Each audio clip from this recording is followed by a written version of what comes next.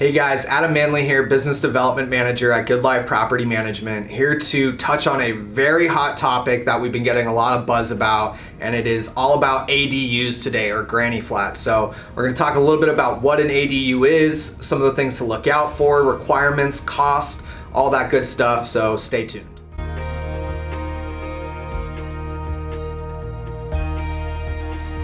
So what is an accessory dwelling unit? So the acronym we use is ADU, or accessory dwelling unit, like I said, and it's usually a small detached structure on a single family lot, usually in the backyard, a little miniature house or a granny flat. They were traditionally used to keep, your parents or your in-laws kind of separate from the main house, or maybe you had some aging parents that you wanted to keep close by, but now they're becoming a really cost-effective solution to addressing the housing problem we have here in San Diego. Next, we're going to talk a little bit about the size, regulations, and some of the required permits that are involved with getting one of these granny flats built on your existing property.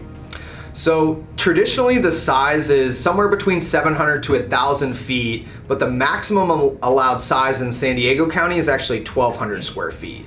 And another big requirement is that it can't be more than 50% larger than the size of the existing structure on the property. So let's say you had a 2,000 square foot home on the property, you could only have a maximum granny flat at about 1,000 square feet. Now, most ADUs or granny flats are detached structures, separate from the property, but some of them can be things like converted garages or maybe a large storage shed that's attached to the property that has been converted into an ADU.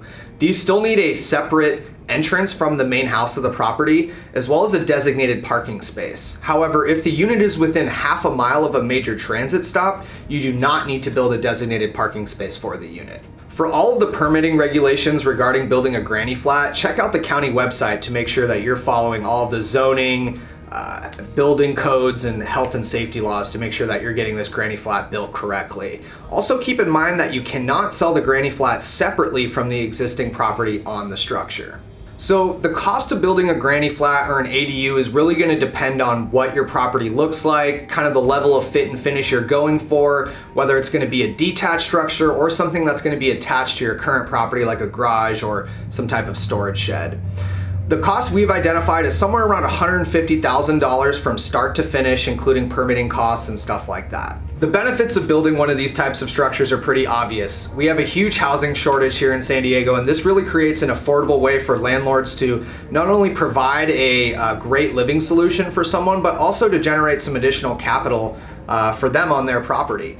Some of the downsides, though, to keep in mind is if you are a private landlord and you're putting one of these on your property, keep in mind you're going to have tenants accessing the place regularly. They may not, have the same type of living standards that you do, so it can create some type of friction. So that's important to keep in mind, is if you've never had tenants living on your property, that may not be a welcome change. So a couple of things to keep in mind if you guys are looking to build one of these properties or structures on your existing property.